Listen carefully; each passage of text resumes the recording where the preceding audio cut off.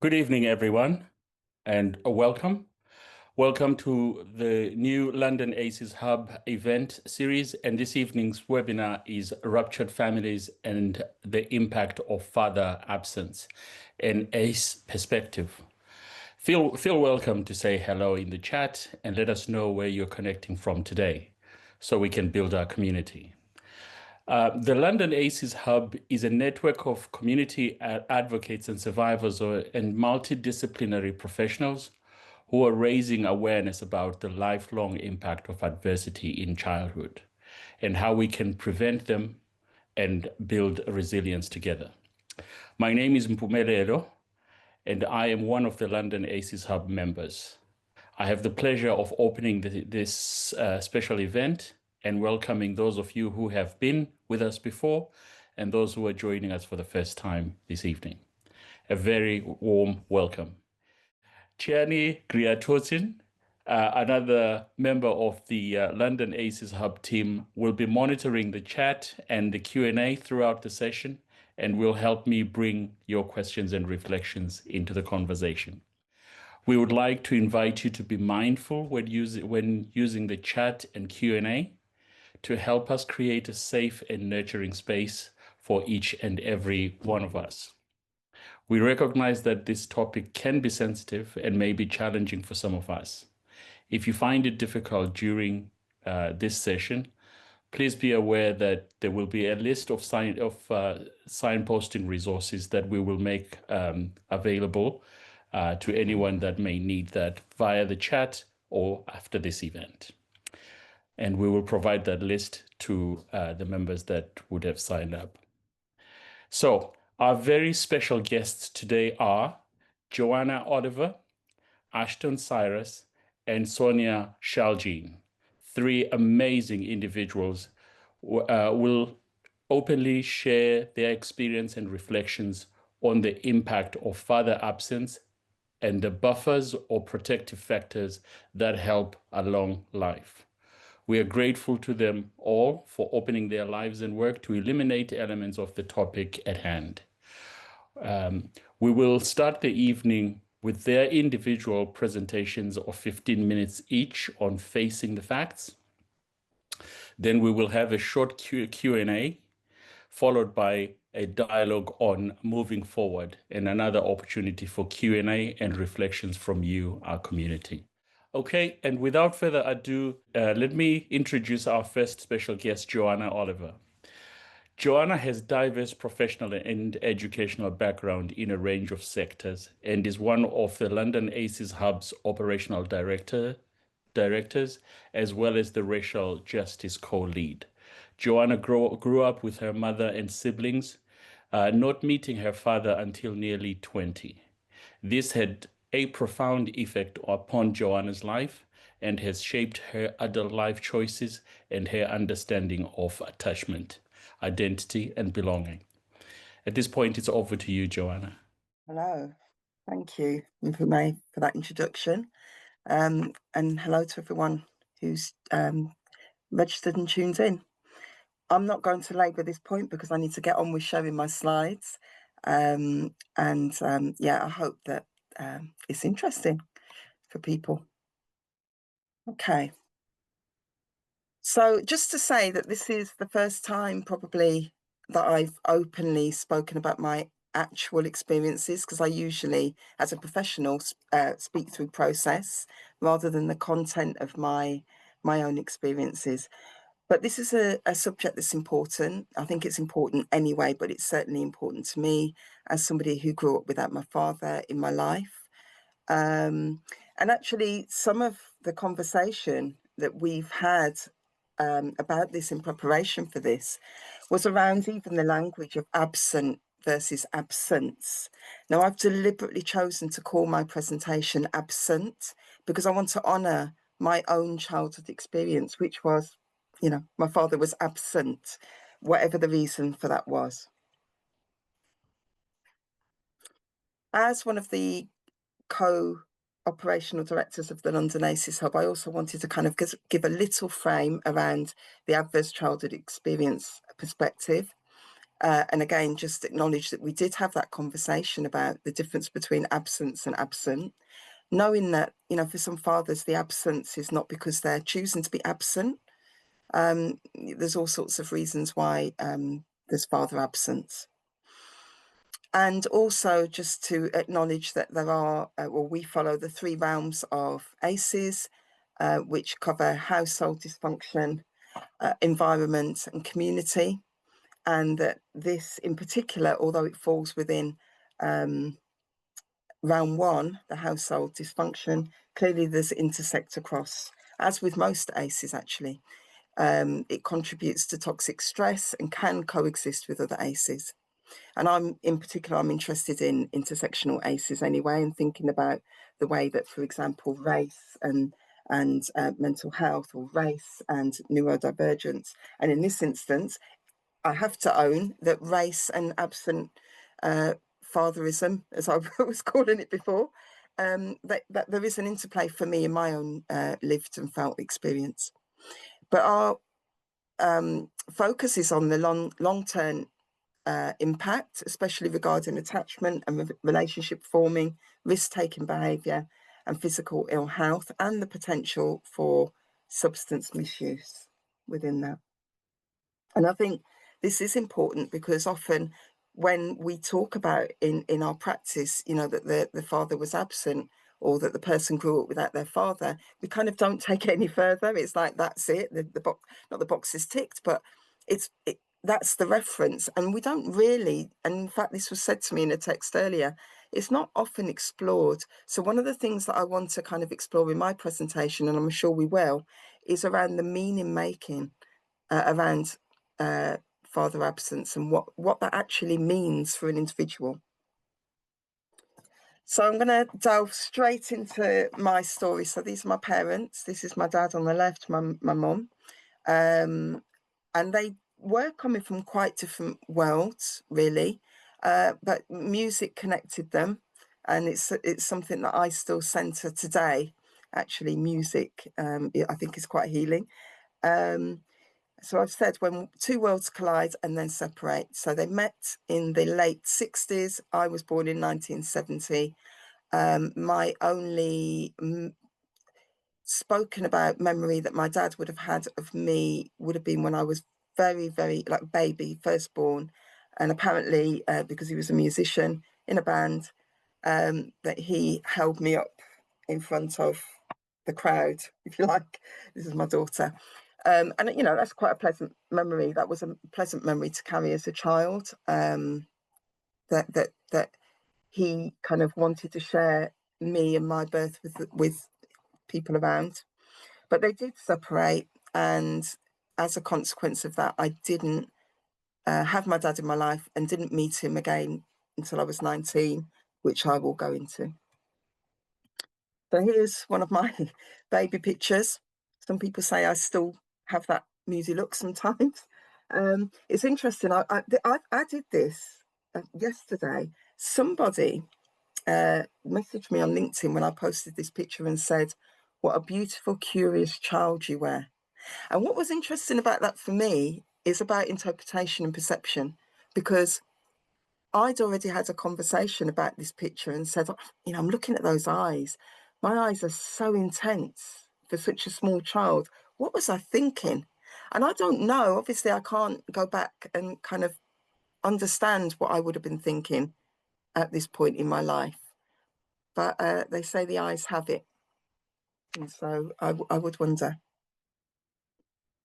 And as I say that, I love this quote, but life is lived forwards but understood backwards. And I think most definitely I would say that, you know, looking back, I'm looking back at that picture and looking back at some of the photos that I've pulled together for this. And I'm thinking, you know, what was going on at that time? And I'm framing it through my lens of now, not the lens of then always.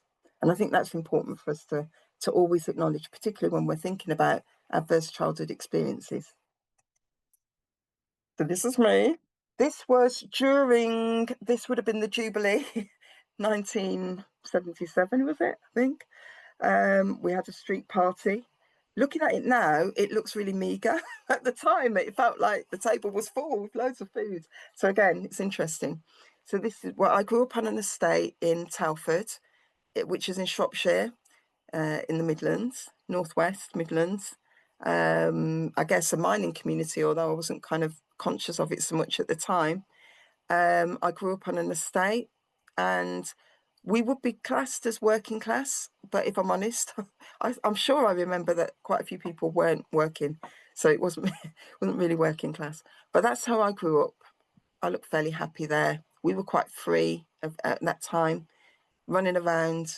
I remember sometimes barefoot because that's what I liked, and we'd play out, from sun up till sundown type of thing. And we could, no phones, no internet to show us that our Dunlop trainers were weren't in vogue, any of that stuff. So there was quite a level of freedom.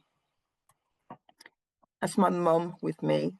Now, I just want to really highlight the importance of this, what I'm saying here. I did grow up with multiple household and community ACEs. I'm not going into all of those this evening because we're focused on what we're focused on. But also because I'm a believer in intersectional ACEs, clearly my experiences cannot separate and unravel the way that those ACEs intersected.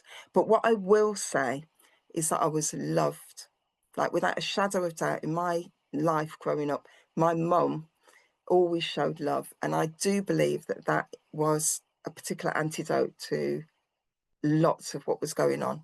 I was loved, and it was a felt experience.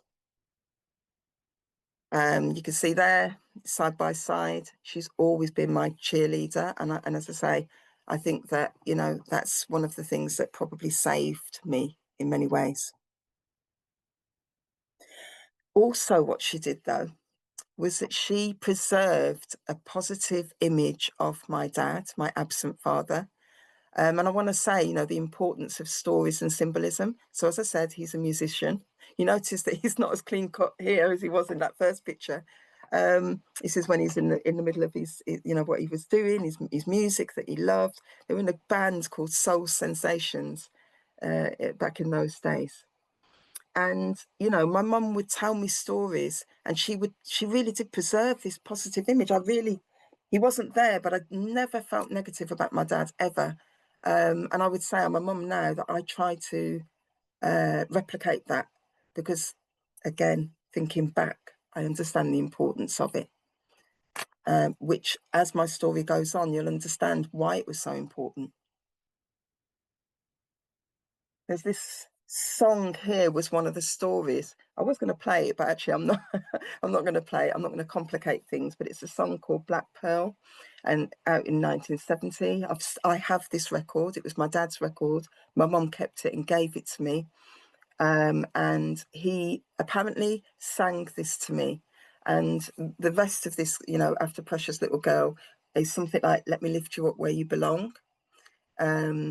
And you've been in the background much too long, or something like that. And there was this sense of, that's love. To me, that's love.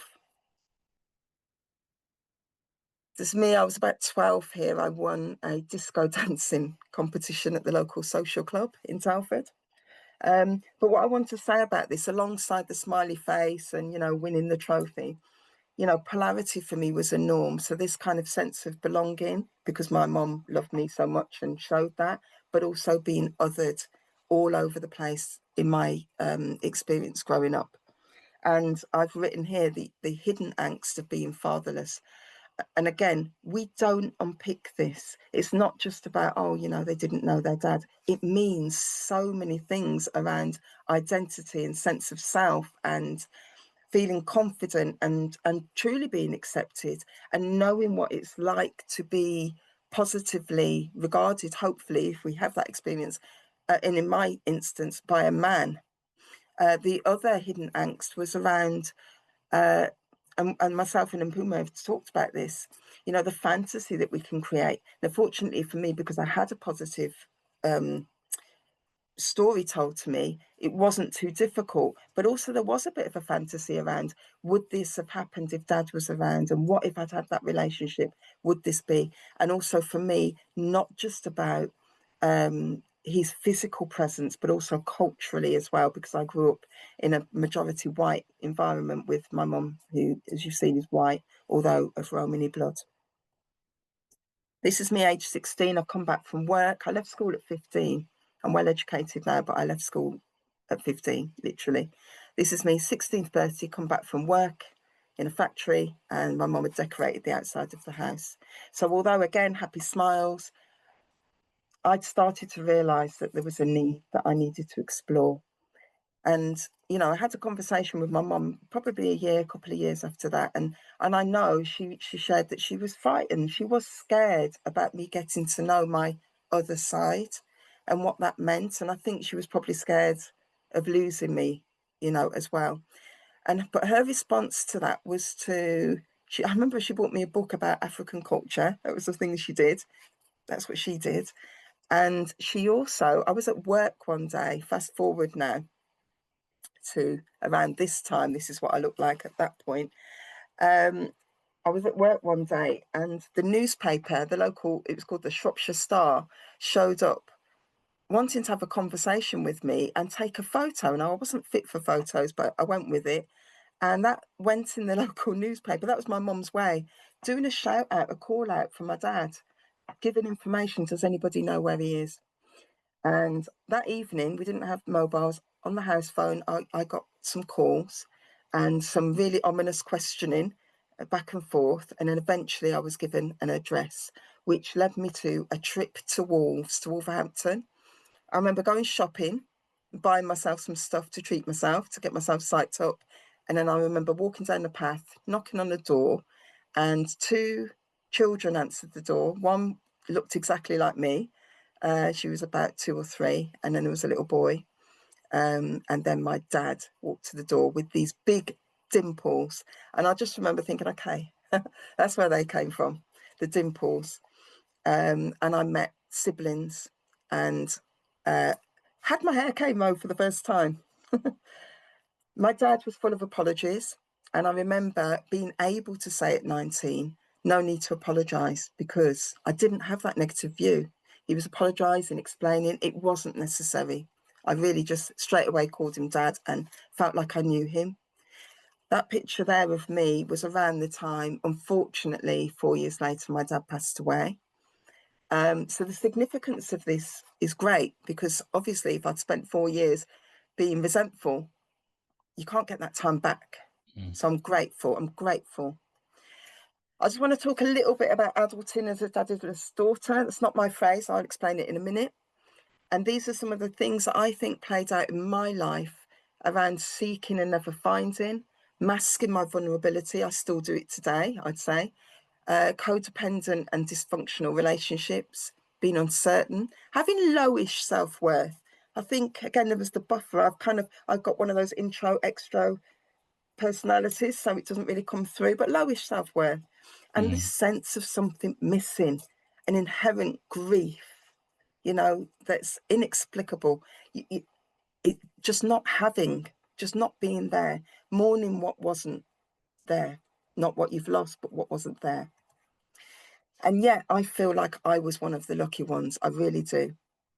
And the reason I do more and more as I've got older and listened to other people who do share their story in the way that I don't usually, I'm aware that I've not shared loads, but it's a lot for me, is that there are people, women, girls and women, who find themselves in all sorts of awful situations as a consequence of not having what I've spoken about, and where that dysfunction can lead you, the spaces it can lead you. And I want to give a shout out to Aliyah Ali of Daddyless Daughters, who I've been following her work for 5 years since she set up her CIC. Absolutely fantastic. Take a visit and have a look at the work that they're doing. As she said recently in a LinkedIn post, this needs to be an ongoing global conversation. This isn't just about absent fathers. This is about the meaning, the adversity, and the long-term impact. So Joanna, is that it? yes. There's the slide. These are the things that saved me. It's fine, because actually this is what we can talk about later on when we talk about healing. But these are some of the things that saved me. Yeah. Most Joanna, definitely. thank Thank you you. very much. And sorry to cut across there, but It's fine. got to try and stay on top of time. Some No really, problem. really interesting stuff. I like that phrase, life is lived forwards, you said, Yeah, and understood backwards. That yeah. stayed with. I now have the pleasure to introduce you to Ashton Cyrus. Ashton grew up in a single parent household with his mum. He will be speaking about how not having a father has affected him from childhood to adulthood and how life experiences have helped him to gain an understanding from a new perspective. Ashton, please turn your camera on and over to you. Hello, everybody. Thank you, Mpume, for introducing me there. And thank you also, Joanna. I resonated with a lot of what you said. So thank you so much for sharing your experiences. Um, so yeah, my name is Ashton Cyrus. I am a retail operations manager for a department store. And I'm just basically here to talk about my experiences of growing up without a dad and in some ways just kind of use this platform a little bit selfishly because it's just a chance to speak about some things that's been on my mind throughout my life.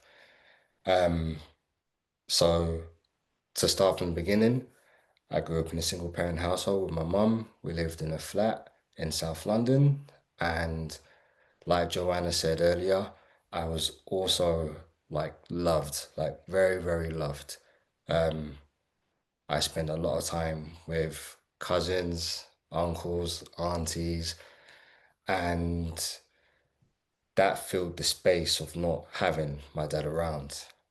But there are still times where throughout life, especially like as a kid, when you're young, you wonder why? Why are you not around? Was it something that I've done? Is it something that mum's done? And it always used to like play on my mind because you go to school, you're going to see people that are in a modern family, or however you want to phrase it, who have a mum, have a dad, and they have a support unit. And my support unit has always been my mum. Um, I can only speak highly of my mum because she has made me into the man I am today. But I have struggled to find out who I am as a man when it's come to points where I'm by myself and I'm out in the world and trying to navigate through life and do it in a way that sometimes I feel like a man should do it. And it's to this day, not so much a battle, but a conversation I have with myself. And I've had that with others because I know other people who also have grown up without their fathers. And I think what that did to me from early, now that I can look back on it, is I've got quite numb to not having a dad around. Um, and that's been kind of like made it easier to deal with. But there are times where it will come up and very much affects my mood or my mentality. Now, I won't do anything violent or like try to take it out on anybody, but I'm the type of person who looks within for answers. And it does get to a point where things kind of leak out and it's hard to contain these things. But I'm not trying to go too far ahead. As I said, as a kid, my father wasn't around. My mum told me about my dad. I did have questions, and she told me he was a uh, athlete for Great Britain. So I could still find him. You could literally Google him now. I won't say his name, but you can actually Google him and find him. And I am like the spitting image of him, which is like really weird to see because it's someone who I look like, but have absolutely like no connection with. And it's like there's like a doppelganger out there that I'm never going to get to know. He is still alive. And I, once I got to my teenage years, I started to get a bit more angry at the fact that he wasn't around, asking myself, what would I do if he was here? Would I just go for him, to make sure he gets the message of why did you leave, or just simply ask him why. Because I would like to know, not just for me, but for the very loving mother that my mum is. And I know she did the best that she could, but she needed support. So around that time when I was in my teenage years, I was having more angry feelings about it, but it was almost normalized in a way. I didn't want to bring it up because I feel like it's something that's a very common thing that's said, but in my community, in the Black community, people not having fathers felt like a very, very common thing. And the day I realized it really wasn't a common thing was when I spoke to someone who was of Asian nationality, and we just started talking about family units and stuff. And I told him, I've never met my dad before.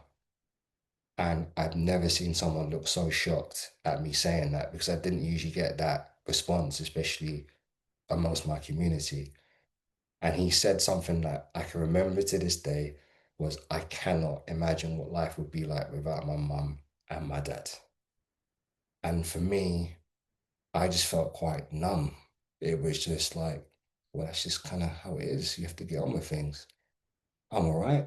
Like, I think I've turned out all right. So it is what it is. And I think what that kind of has done in without me noticing is that sometimes I kind of like don't address things when it should be addressed, or maybe talk about it. And there's this that then leads into even stigmas about how men don't speak about certain things. But we'll talk about these kind of things later. But I myself have made it not so much a mission, but a part of my life to speak about my experiences, because I feel like when you talk, you could help somebody without even knowing. So I'll always ask people for help.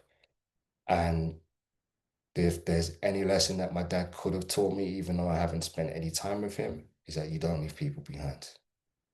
So that has been something that's been grounded in me from very, very young, even to the point that one of the reasons why I support the team that I support, which is Liverpool, their mascot is "You'll never walk alone." And that's something that I was always stand by, always.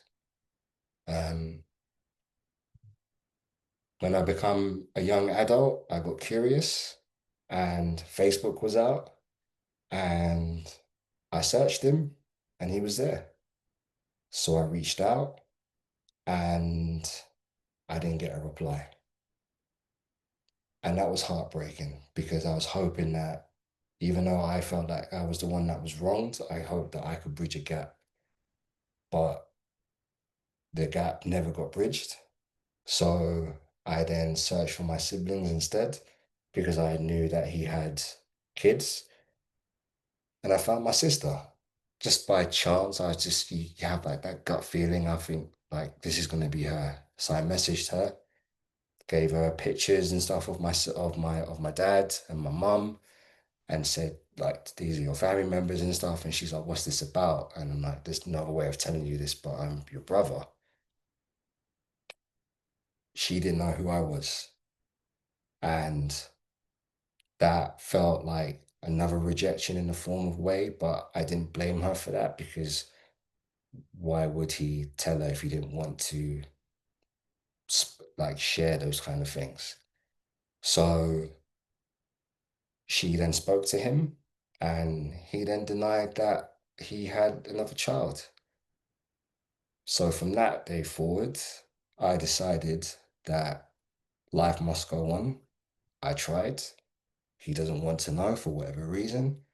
And it was very hard to accept. Sometimes even now it's still hard to accept. But for me to survive and to carry on, I have to close that page. So that's what I have done. Move forward to now. I've now met with a lot of his side of the family, and it's difficult. There's a connection there that I want to have, and I find very, very difficult to engage with, because I feel in some ways a bit of a dirty secret. I feel some form of resentment, because why didn't anybody come and reach out? And I think what is the most profound thing is that I've seen pictures and I've heard stories of time spent with my nan, because the reason why I got in touch with them was because my nan passed away. So I'd only met her once, and then the second time I met her was the unfortunate time that she passed. And I got to meet all my cousins at the same time, which is like a very weird situation to be in. But I always thought to myself, I'm a respectful person. No matter if I didn't have a relationship with my nan, I was going to be respectful and make sure that I was there to see her for my own benefit and for hers. Because even though she couldn't speak, the way her eyes lit up is something that I'm extremely grateful that I got to witness before she passed. And I knew that there was love there when she saw me. So, as my friends say, he's missed out on the person that I've become, the experiences that I've gone through, and it's a shame I haven't had the chance to share that with him. The door is open. I'm in a more reflective mood as an adult now, and we can go into that stuff again later on once we're talking about reflections and things like that. But I'm extremely loved. As Joanna said, I'm extremely loved. I have a loving girlfriend, I have a loving family, and I have great friends who I fully believe in the saying it takes a tribe and a village to raise a child, because they've helped raise me without even knowing it. And I hope I get to return that to them someday in any way that I can, which is why like I'll always try to be there if they ever need me. So it's tough sometimes. It can be extremely lonely, and it doesn't really get spoken about that much, but the loneliness can be hard sometimes. But there's a lot of bravery in speaking about these things, because I think we can all connect with that, because even just listening can open up somebody's heart and mind and really help them to move forward, which is what I'll always do. So I'm thankful to him, even though I haven't had, say, like lessons in athletics or advice on girls and things like that.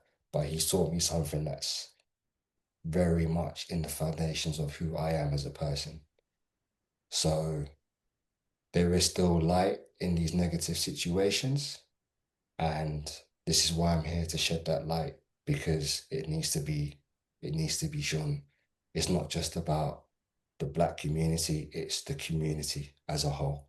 Because I know people from different races and creeds who have lost their fathers through other means, and not having them there has affected them profoundly.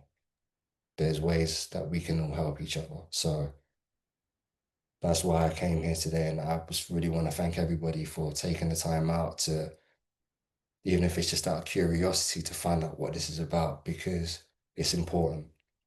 So thank you to everybody who's come through and listened and sharing, and I very much appreciate you all. Thank you very much. Ashton, amazing. Thank you so much for opening up. I like that expression, don't leave people hurt.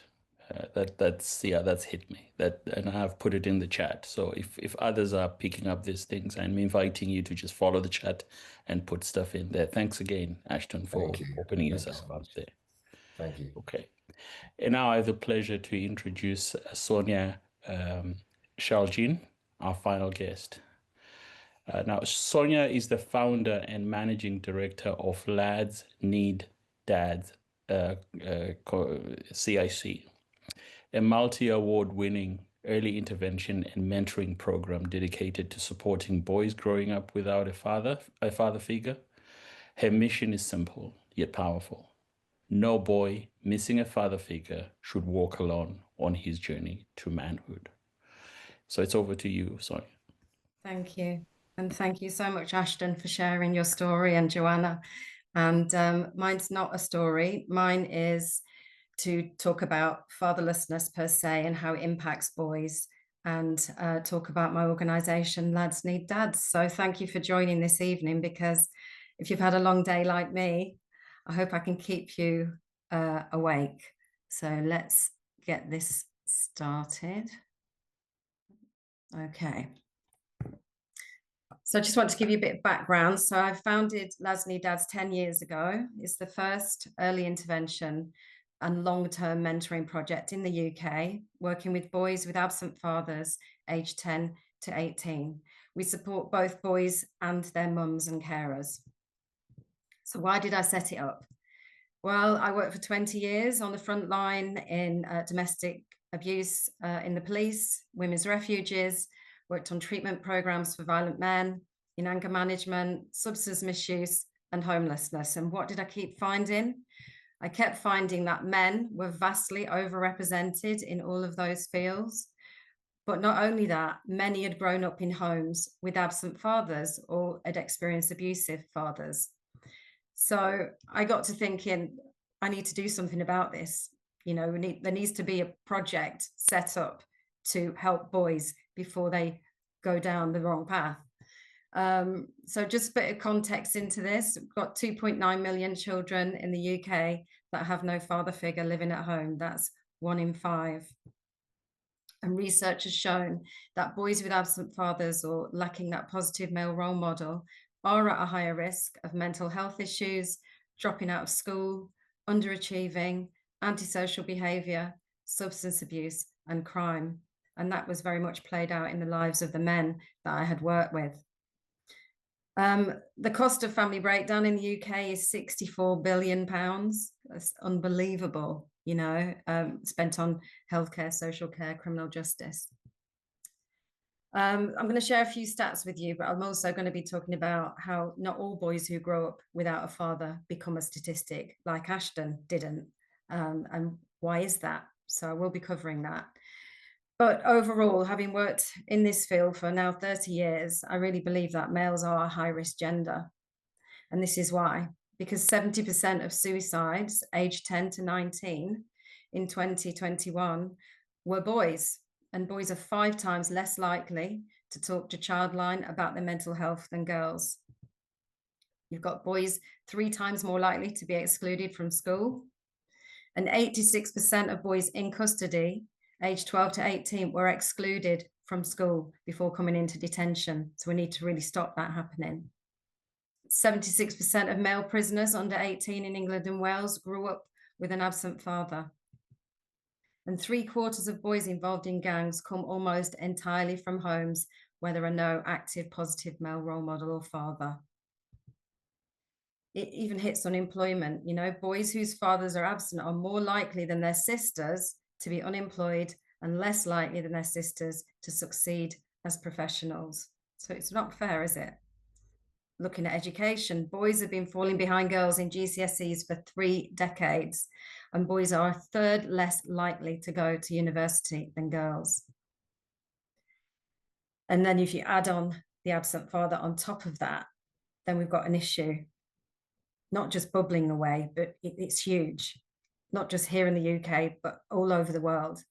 So what does absence look like? Well, we touched on it earlier, but I want to go through some of the issues that we see at Lads Need Dads come to us. So the most common issue is mum and dad are separated and dad's not in the home. Some boys have never met or known their dad, like Ashton. Some dads live out of the area, so the contact is lost if the separation's taken place. Or dad may have been prevented from having contact due to domestic abuse, for example. But a lot of people don't think about this, that dad may have died. You know, about 30% of our referrals are bereavements or suicide as a result, you know, bereavement as a result of suicide. Dad may have walked away. Maybe he was a young dad and hadn't planned on having a baby. There's lots of different reasons, but I would say at Lads Need Dads, we've got very few boys whose dads would cross the road from them. You know, people think that when it's an absent dad, they're a deadbeat dad, but they're not. There's a lot of reasons why there's absence, like Joanna talked about earlier. Or they could be in prison, or they could be, you know, in and out sporadically of a boy's life. or or they could be in foster care. They could have two mums looking after them, or just a single mum. Often foster carers, it's quite rare these days to actually have a man and a woman caring. It's often a lot of single mothers that foster care. So what's the impact of the absent father on boys? There's a huge sense of rejection that the boys come with, and it leads to a sense of unworthiness, self-doubt, self-hatred. They can feel adrift and rudderless and lost. They can have a crisis of identity. They can suffer with anger and bouts of rage. Lack of motivation, really, really common. Lack of confidence, that need to belong. So you can see how they can be picked off to join gangs, because they want that experience of feeling they're part of a family, even if it's the wrong kind. There's a loss of value, so they can underachieve. A poor judge of character, and that unfilled void, which can lead to addictions. So if you read that list, it's quite upsetting, isn't it? And that's what really fuels my work, to make sure that we can reduce these impacts. But I want to talk about protective factors, because not all boys who grow up in a family without a father will become a statistic. I've got to say that. There are protective factors that can take place. So, for example, we've heard it twice tonight that both Joanna and Ashton had a mum who was loving and supportive. Mums that allow their sons to grow in their own independence and take risks, respect their privacy as he hits adolescence, that's a protective factor as well. If the boy's involved in outside clubs, cadets, has hobbies and interests and friends, they're also protective factors. Maybe there's another man, like a granddad or an older brother or an uncle, that has an active involvement. That's a protective factor. Living in a safe area, and school being a positive experience for him. But we also need to think about the risk factors. So if mum or carer has got complex or mental health issues, substance misuse, they're critical, abusive, have a history of trauma or PTSD due to domestic abuse, that can really increase the risk for boys because of that relationship with the mother and the son, and her own issues that can get projected onto him. If mum's a helicopter parent, overprotecting, overshadowing, not giving him any space to explore his own boyhood, manhood, that can be a risk factor. Living in an all-female household with no external input from males. When I took the kind of boys that we would prioritize are these boys, no access to males, mum that's overbearing, mum that's complex. This is what I mean by risk factors. These are the kind of boys that we particularly would want to work with. They may live in an area of deprivation and high crime. They may be a young carer, and that is a risk factor in itself, because they're not, especially if they're not accessing services, they're not actually being able to be young, and they're having this extra burden of caring for their mother. And if there's a family history of suicide, it's something that we always check for in our assessments, because it increases their risk too, so of mental health issues particularly. And only children, we prioritize only children, because often the only voice they're having is of their mother, and there's no one else's. So it's really important that we offer them support. So male role models. Without a father or male figure, boys can feel disconnected and struggle to understand healthy masculinity. Boys need examples of men who are empathic, responsible, nurturing, and men who lead with integrity and communicate with kindness. Positive male role models help boys develop a sense of identity and purpose, improving their chances of success. So we've got a three-pronged mission. The first is to equip, engage, and inspire boys and young men aged 10 to 18 with absent fathers or limited access to a positive male role model, to enable them to reach their full potential. To provide support, guidance, and training to mothers raising boys alone, and to raise awareness and understanding of the important role fathers play in the emotional, mental, and educational development and well-being of boys. So basically, we fill the gap that systems overlook, that father-shaped gap. And the way we work predominantly is in a group I will fly through these because I know time is ticking. But our model is 8 boys, 4 volunteer mentors from the community and a facilitator. And we work long term, so we can work between 18 months. Well, actually from, 3 months to 6 to 7 years. Our long-term program is 18 months, but it can be open-ended after that. And these are our 7 areas of focus. We want to improve self-esteem, behavior, emotional literacy, relationships, motivation, school habits, and confidence. And the bedrock of everything we do is emotional intelligence. We check in with the boys, we teach them about their emotions. This is a typical example of one of our groups. Because if your emotional abilities aren't in hand, if you don't have self-awareness, if you're not able to manage your distressing emotions, if you can't have empathy and have effective relationships, then no matter how smart you are, you're not going to get very far. So it's so important, if you want to reduce exclusion for boys at school, that we teach them emotional intelligence and give them the space to open up and share and be supported.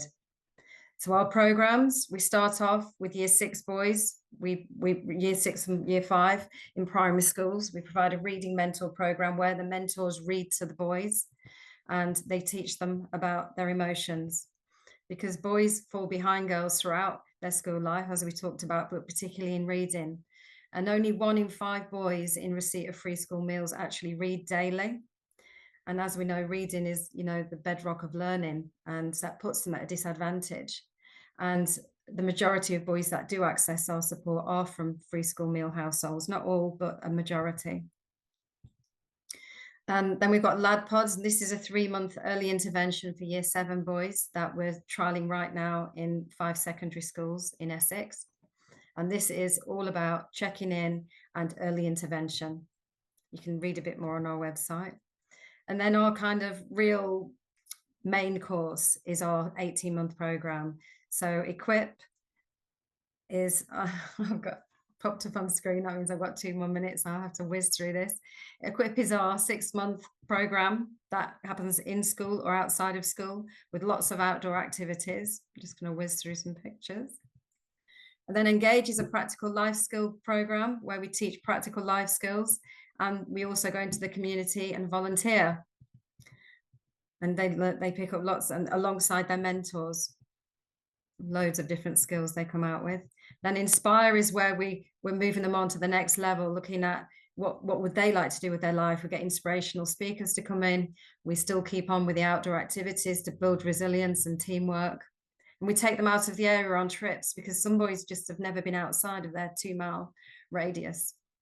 And then you become an ambassador, so you can speak at events, and they go out into the community, speak on our behalf, come along with us to Westminster if there's events, and they meet every month open-ended for as long as they need us. We also do mixed martial arts because we find that it's really important for the boys.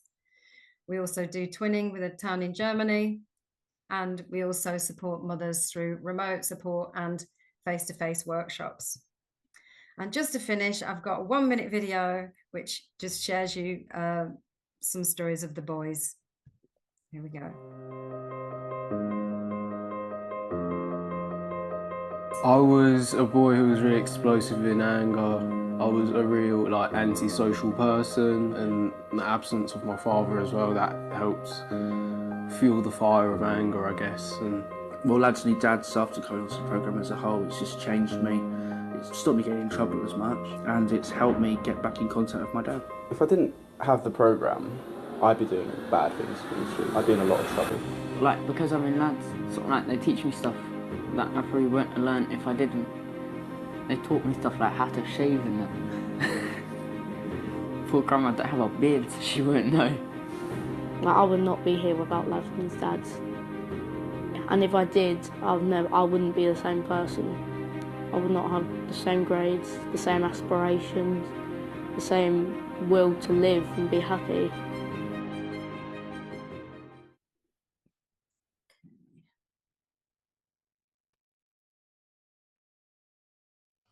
So yeah, some challenging and critical reflections there, Sonia. Thank you very much. And yeah, there's good work is going on. It's just, we need to shout about it some more. Okay. Let me not dwell on this. I'd like for us to jump into the Q&A, and I've got one question in the chat at the moment. I'm sure there's more that's going to come up. Sonia, I think it's a question that was asking where the research was conducted. Right. Forgive me, I can't find it yet. There's Yeah. Office of National Statistics, the Centre for Social Justice. If you go on their website, you can dig into more of them. That's helpful. I also have a question for the three of you, and I ask this question as all of you know, I had both my parents, and so this is out of complete ignorance. And my question goes, does the why of the absence affect the how of the healing?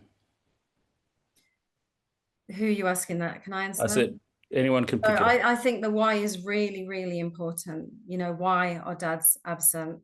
I don't think many people are asked the why question. And yeah, regarding the healing, if there's been trauma and domestic abuse and other things going on, obviously that will affect the healing.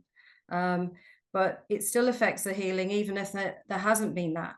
If they're an invisible entity that they've never set eyes on, there's a massive wound, a gap that's left behind, that ache that Ashton talks about, of not knowing, not feeling, that why did he leave? And the beauty of Lads Need Dads is we've got an extremely high reconciliation rate for boys and their fathers, other than the ones that have passed away.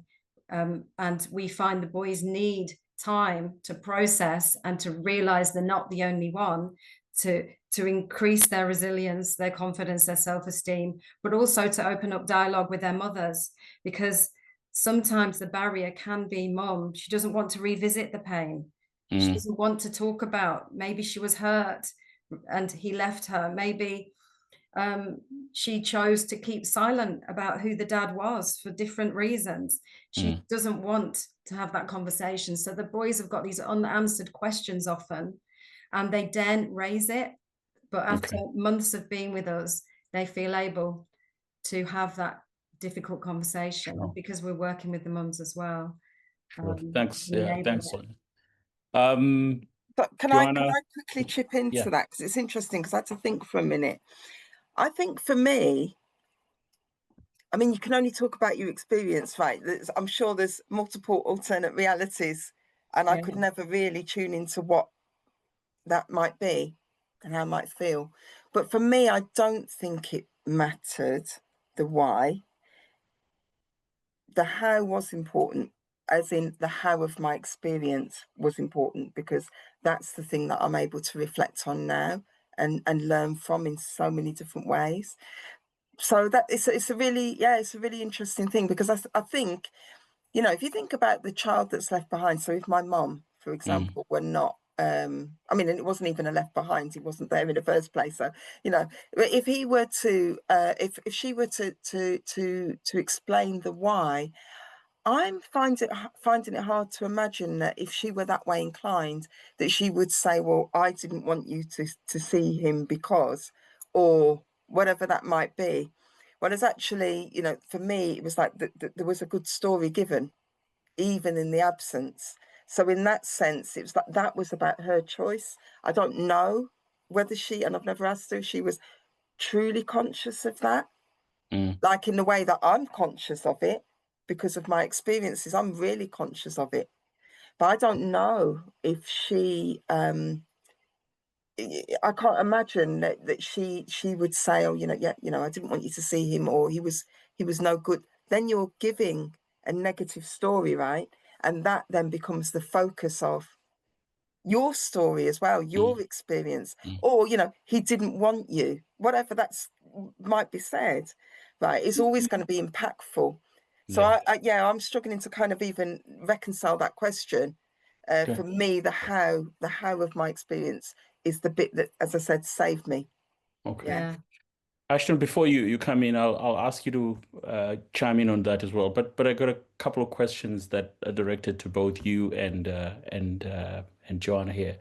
So for Joanna and Ashton, did you develop any maladaptive approaches in childhood, and if so, how did you combat that? And do you still struggle with some now?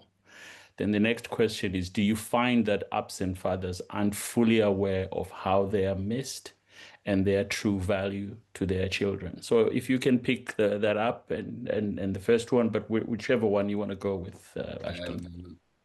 Sorry, could you say the first one more time, please? So it says, did you develop any maladaptive approaches in childhood? And if so, how did you combat them? And do you still struggle with some now?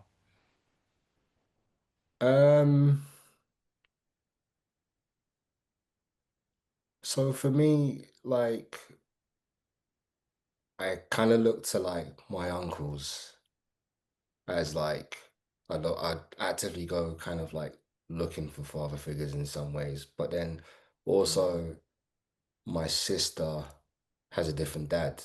So from the age of 7, there was a form of a father figure around, but he wasn't mine.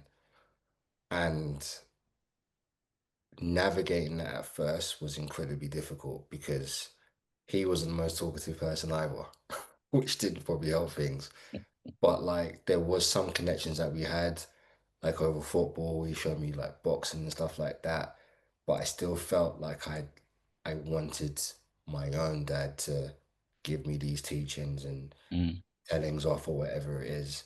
I think I it's interesting just thinking about it now because like I feel like I was very self-aware from early, very, very early. And I think I drew either my rights or wrongs from other people's doings. So I was very observant as a kid, very observant. So like if I saw someone had say been doing wrong to their partner in terms of say cheating and stuff like that, because I know that my dad left for another woman, I would be just against it. I still am. Like it very much like I won't have it. I won't have it. And if any of my friends are up to stuff like that, they know not to talk to me about it because I'm not going to tell them what they want to hear. Yeah.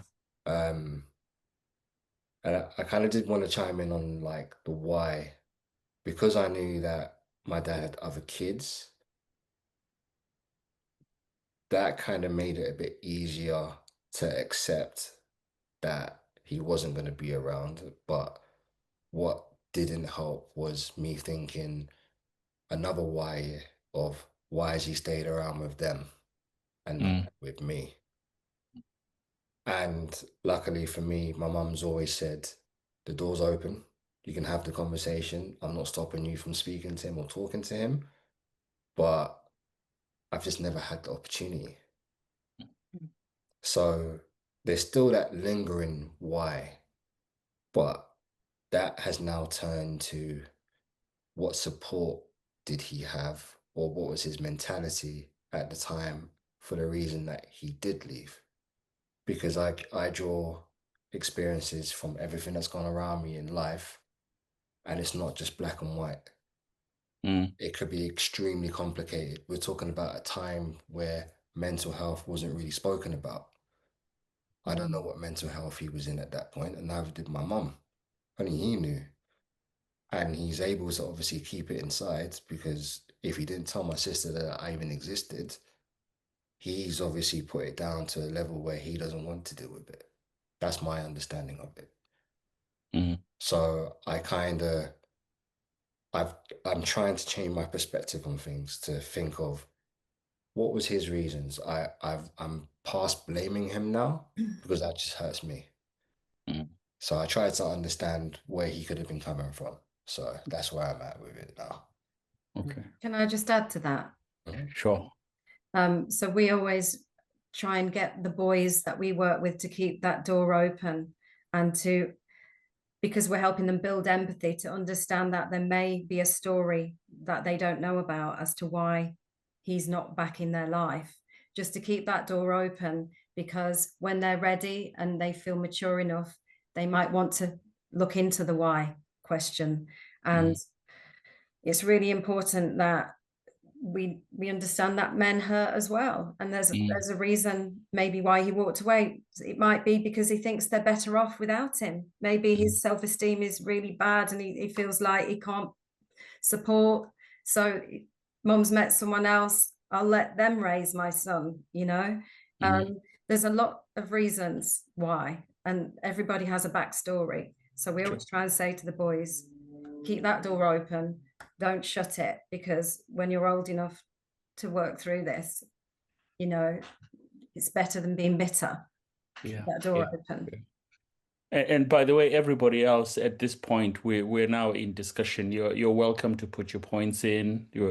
We're going through the chat and looking at your comments and your questions. Please feel free to chime in if you want to put any more stuff in there.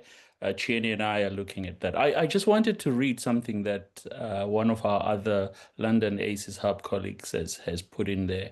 And then I'm going to put my little bit on top of that. Jonathan Tomlinson writes this, and again, it's for the three of you. I believe that health is all about relationships. We are conceived in a relationship, born into a relationship, grow, live, and age in relationships.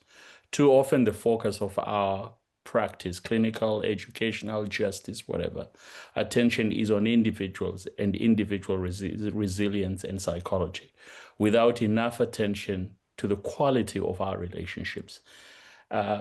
I've always seen the whole father absence question as we are putting it as an individual issue, but I think there's a systemic component to it as well.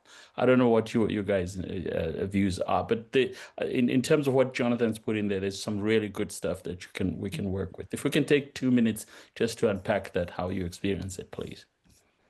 Lads Need Dads is about connection and community. So it's about boys knowing they're not on their own, and having people walking alongside them, but also their peer group, knowing that they're not the only boy who's going through this. It really builds them up, and they're not left with the same level of wounding. That's what we've seen, you know. Yes, we can't replace the father, and that's never been our job, but we can be that community and that connection and those relationships that will build them up. So, and that's so key, because therapy has its place. We all need to be healed of those wounds, but to have that connection and community, if you haven't got that other half of you in place, the father and all the connections he brings, it's like an extended family, and that's why I think it works for the boys that we work with anyway. Okay, yeah. Joanna? Yeah, no, I guess I'm more thinking about that question about maladaptive kind of behaviours and things. Absolutely, without a shadow of doubt. And for me, it's a lifelong learning and unlearning as well. I mean, I call it residue now, the residue that pops up, and I can hear myself say things sometimes, and I know where it's coming from. I said that one of the things that saved me was around education and having vessels for processing. So I studied therapeutic childcare in the 90s. So when I was in my 20s, so psychoanalysis and psychodynamic theory and attachment theory and all of those things. And every single time it's been a whole process of, so what does this mean for you? What does this mean for you? And it's tiring, but at the same time, it's really empowering and liberating as well. You know, the rule of thumb for me is the world starts within. The rule of thumb is if you're going to apply it to somebody else, you apply it to yourself first. I don't always succeed with that, but I try. That's my kind of mantra to myself. And what that's helped me to do is to step back a little bit sometimes, even from myself and my own emotions, and to say, okay, what does this mean? And again, that meaning making is important. But for me, it's been a case of trying to turn the maladaptiveness into positive, so transmuting them, if you like. A bit like what Ashton spoke about, you know, his dad taught him something really valuable in his absence, right? And you know, it's a similar thing, just different things, about kind of what do we learn from our experiences, and being open to that, being reflective and reflexive around that as well. And as I say, it's not always easy. I'm obviously sitting here now and I'm talking and being really coherent and articulate. Sometimes I'm not really coherent and really articulate about this. Sometimes it comes out sideways in ways that I think, oh, you know, and it's frustrating because you think, well, I'm this age now, and you know, should I be all the shoulds, you know, that I try and put in the bin, you know, that's a reality. As I said in my presentation, for me, I'm not going to completely put everything in the absent father space, because there are lots of reasons why I might have those kind of behaviors or thought patterns that you know, I couldn't know. But yeah, absolutely. And I think maybe if we're the message that I would want to give is that we need to be kind to ourselves. We're all processing and dealing with, and actually I'd like to think that we're never really a finished product, right? That we're always learning and growing. So therefore it's okay for that to be the case. I'm okay with my residue. I'm very open and honest with people in my circle when I'm doing that or when I'm reflecting on that. And I think, my message will be that it's okay. Yeah. Really like that. Thanks, Joanna. And I'm coming to you, Ashton. For me, there's this notion of the inappropriate showing up when the wounded child shows up in a management meeting, or we're fixed in an inappropriate way, or all these being the residue that you're talking about. And I've got a comment here from a contributor that really resonates with what you're saying. Joanna, is as a young person, I didn't realize I had lots of questions about my father. It manifested in lots of different ways, such as displaced anger, confusion, frustration. I think only as an adult, I realized how it deeply affected me. Even now, it's still an ongoing journey. So, and this is what we talk about as an ACE, you know, this adverse childhood experience and its impact. And so the work that Feletti and Anda did in California in 94, 96, 97, and produced their report in 97 centers around the impact of childhood on us.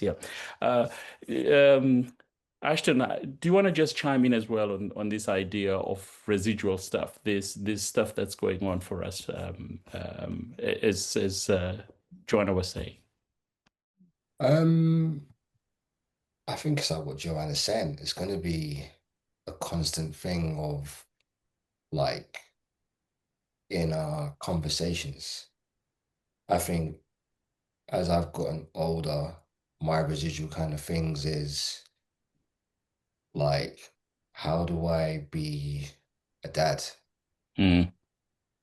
That's one of the things that really, like, I question and sometimes worry about, because I have this kind of thing where I've always found it quite interesting, and I don't know if anybody else would feel this way, where even though I have no interaction with my dad, there's still parts of him that are actually within me. Like, say, like a really resounding thing for me is I love dancing. And the reason why my mum even met my dad is because he used to dance. And that's just something that comes very, very naturally to me. So that when I got something like that, that's kind of like within me, it does make me feel like, am I going to be distant like he was? I really do worry about that sometimes. Like, there's just some things that are ingrained in you, in your DNA, that might affect you. That comes with, say, like diseases and things that get, like hereditary stuff that gets passed on. What about the kind of stuff that we don't speak about? That's like diseases or things like that. Like, what if there's actual personality traits that I might have of him that I don't know about?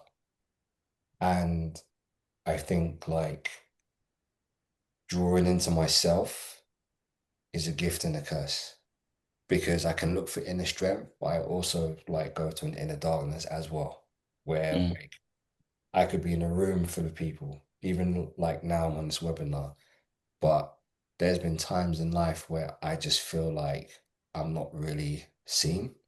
And that comes down to, like, maybe thinking, have I communicated in the right way? Am I being heard? because I haven't communicated in a way where people can understand. And I don't know whether that's what comes from being fatherless, but it's definitely something that I've like grappled with over the years. And I feel like it's become even more apparent now as an adult, because you have to be independent now. And it's like, why am I doing things the right way? Or with my partner, I always want to make sure that like I love her the best that I can. But there's going to be days where I'm not 100%. And then if she wants to come to me, I want to pull away, because that's how I deal with things. But I can't always deal with it that way. I have to open up. And even though I am a very open person, when it comes to the intimate side of things, sometimes I can be very closed off. And I found that out by, like, I was single for a very long time. Like, I like kind of struggled to connect with another female. But then now that I have met my partner, there's like little hurdles that I've run into, and I'm like, oh, I've never had to deal with this before. It's just how a man deals with things. It's tough. Yeah. Really, really tough. Yeah. But you work through it, right? Yeah. That resonates, that bit about kind of questioning, like whether you've been seen and heard. Absolutely. And also, definitely for me, without a shadow, I will notice if I've been left out. It's like I'm hyper vigilant to being left out. Yeah. You know, it's like a magnifier. Oh, I wasn't mentioned, or and I think you're grown, but yeah, it's there. You know, I notice. Yeah. Yeah. I just want to take this time, and I know we're in flow, and it's really beautiful, just to mention that the list of resources is now in the chat. If anybody is needing that, have a look at it. And I just want to move us as we come towards the end, towards this issue of moving forward, the notion of healing, and how we become better. The essence of these events isn't just to unpick the wounds and the scabs. It's to find ways of how do we do better? How do we move forward? So if you could each just chime in terms of what can we do? And I know, Sonia, you mentioned that therapy has its place. And I agree. So if we can find therapy plus what is the next question that I'd like us to take just about 3-4 minutes, because our time is running out now. I guess that's why I came on the webinar tonight, to talk about we need spaces for young men. And one of the questions somebody's put, which I think really is important to address, is what about boys who grow up with no males in the home, no brothers or sisters, and they take that role as man of the house, and some do. But what I find is there's a massive loyalty to mum. So there can be a really codependent relationship going on there for that boy, and it can affect him as he goes into adulthood, where he becomes a caretaker, for example. So it's absolutely critical that we provide spaces for young men before they become men, before they become dads. Yeah, dads need help, men need help who have not had dads. But boys, we need to get them early so that they're not having all of these wounds to deal with as men. Let's help them early, and that's what we're about. And the fact there's hardly any other projects like ours in the UK, we're very few and far between, and that's an issue that needs addressing, because we're going to have a generation. We've got absolutely, yes, 2.9 million children growing up without fathers. While I've got you talking, Sonia, just if you can give me 30-second answers for each of these two questions. Who conducted the research highlighting the impact of absent dads? And then the other one is, can I ask if the program is just in Essex? Right, okay. So that slide where I shared the impact, that's our own 10 years experience of working with boys. There's also a fantastic book called The Boy Crisis, which has got some brilliant resources and research in that's like the Bible regarding fatherlessness. If you can just type the book details in the chat. It's in there already. Somebody's already put it in. And we're only based in Essex at the moment, but obviously we've got a vision to expand, or at least to equip other people to set up their version.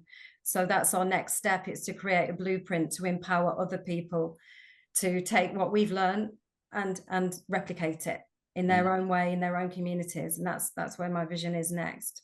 Yeah. Sorry, I cut across you two guys around this issue of how do we do better. Now that we know more, how do we do more? Sorry about that. And we've got 3 minutes. I think, again, for me, it's, I mean, I said earlier on about making it okay. I think there needs to be bigger conversations. We need to stop treating, you know, absent fatherism or father absence, whichever way around. We need to stop treating it as like a box to be ticked or a, you know, a sentence, as if it doesn't have any paragraphs underneath it, because it has actually whole chapters, lifelong chapters underneath that statement. And I think we need to meaning make much more around this, but also to do that in quite an individualized way, in a person-centered way, because as we've seen, everybody's experience is different. I mean, I'm definitely nodding when Ashton's talking. I was definitely nodding when Sonia was presenting, even though this is lads need dads and a man. There were crossovers and similarities, but we are all individual. And so I think it needs to be meaning making, open discussion, as Aliyah Ali says, global discussion, and just recognizing this really as something really significant on somebody's sense of self and identity. Yeah. Ashton? So I'm not the most knowledgeable about like government schemes and stuff like that, but like one thing that helped me, and I think it's missing, is community and like after school care and like play centers, whatever they're called now, over summer. Because of stuff like that, I was able to interact with other people. There's other people that was like me, and it helps. Doesn't necessarily fill the void, but it helps. It helped me because it got me out of the house. It got me interacting, and you need to interact with people because you might find someone that's just like you and you can relate to you, or even if they don't relate to you, they want to understand you. And then there's a way of being heard in different ways. Like kids need to be kids at the end of the day. And I feel like if you're able to let them have that space, like I had, like going out on trips or going out and play football and stuff, like just the simple things. Like we're so like in our machines nowadays, like the human connection is missing. It's really, really missing. Yeah. And like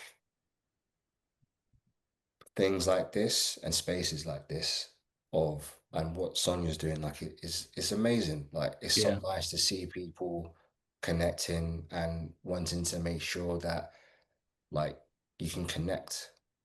That's what someone wants when they haven't got a parent around. They want connection.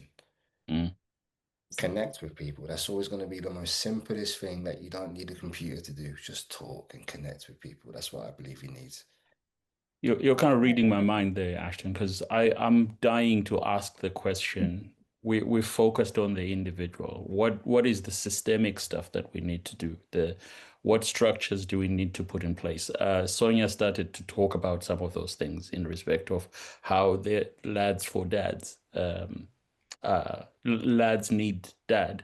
They're putting structures around it. So I'm interested in hearing a little bit more about what are the things that we can do to support people so that we are not just stuck in the same space.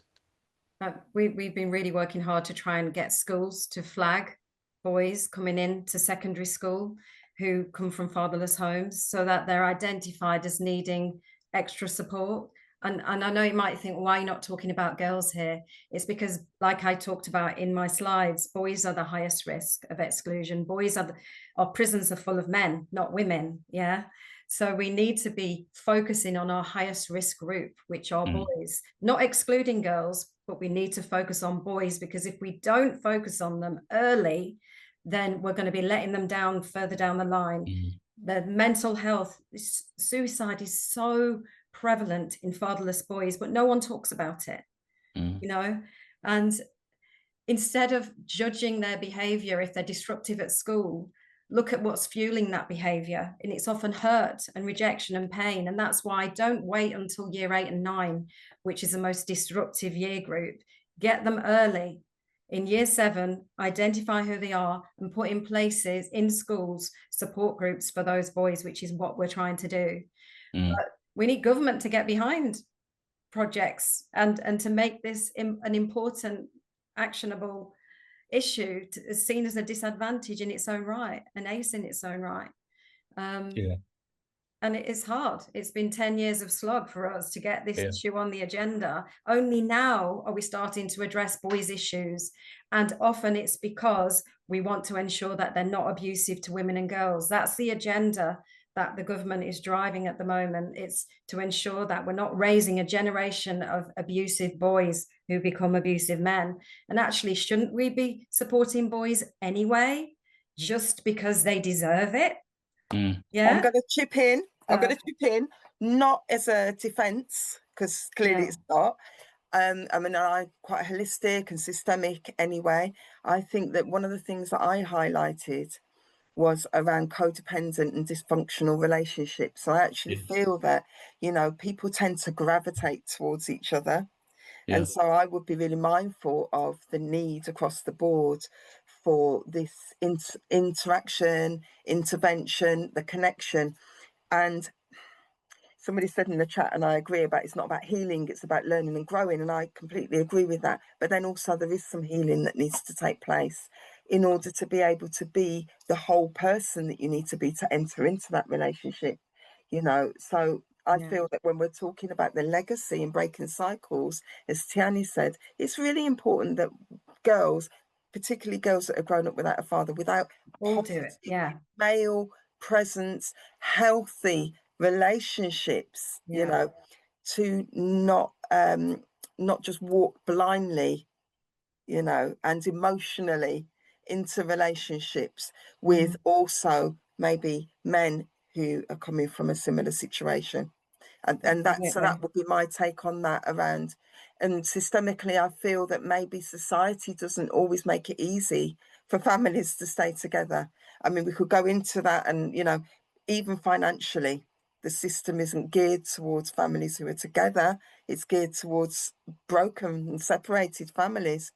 I'm talking more about the benefit system and all of that. Not that I'm advocating, I'm just saying, right? Child benefit even, you know, which isn't about whether you work or you don't work. So there's lots of things that perhaps could change systemically if we want to go there structurally. Yeah, absolutely.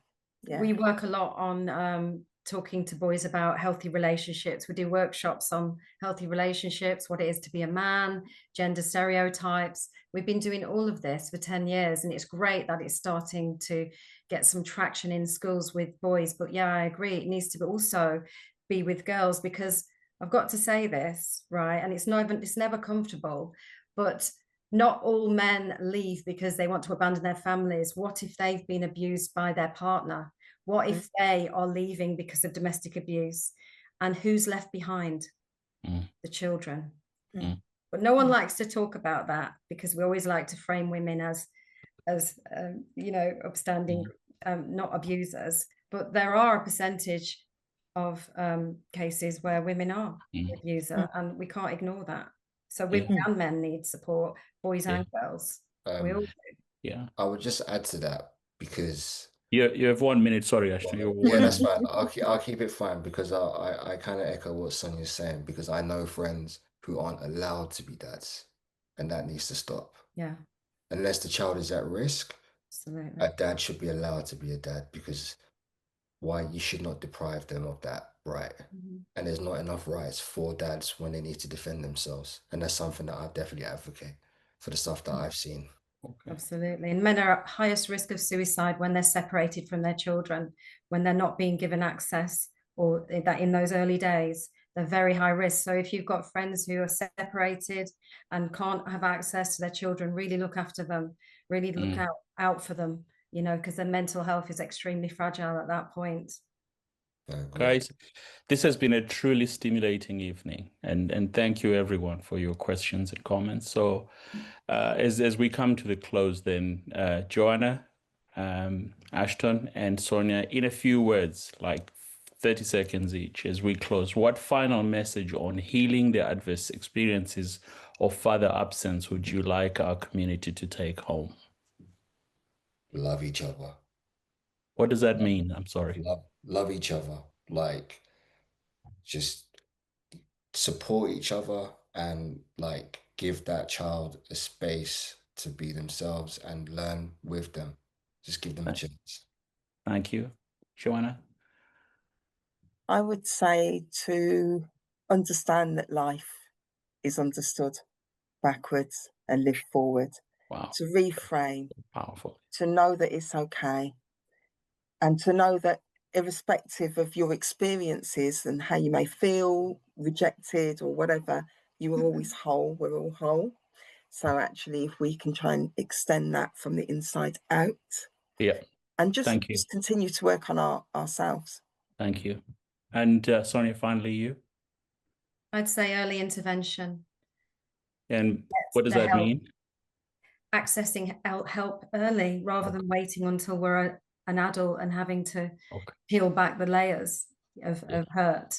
Early intervention, prevention, that's where my heart lies, and I hope some of that's come across. Yeah. Well, that's certainly true. It's been extremely special to listen to all of you and how you very generously and graciously told us your life stories. And thank you so much for sharing your experiences, your reflections, and your wisdom. It's really amazing and heartwarming to know it's not just a topic, it's lived experience. I'd also like to thank all of you, our community, for this evening, for caring and being a part of this important conversation. As I said, the resources are in the chat if you need them for this evening's topic, and the list of signposting services in case you need help or someone you might know might need help. So once this webinar has closed, a short feedback form will appear on your screen, and we would like to ask you to take a few moments to fill it in, and it helps us plan future events. The CPPD certificates will be sent by email to you in the coming days, and we will let you know when the recording for the webinar will be made public. If you are not already receiving the London ACES Hub newsletter, please do visit our website and sign up to News for Action. This will inform you of ACE-related developments, including future events. We have 2 webinars coming up early next year, one on domestic abuse prevention in partnership with For Baby's Sake, and another on emotionally based school avoidance. So please do stay tuned for those. You can also become proactively involved with our activities by joining the London ACES Hub network. You will find all the details on our website, www.londonaceshub.org. We would like to wish you a very good evening and hope to see you soon. Let's keep doing our part and speak out to break harmful cycles and create more humane and nurturing relationships. It has been a real pleasure to have all of you here. So thank you and goodbye.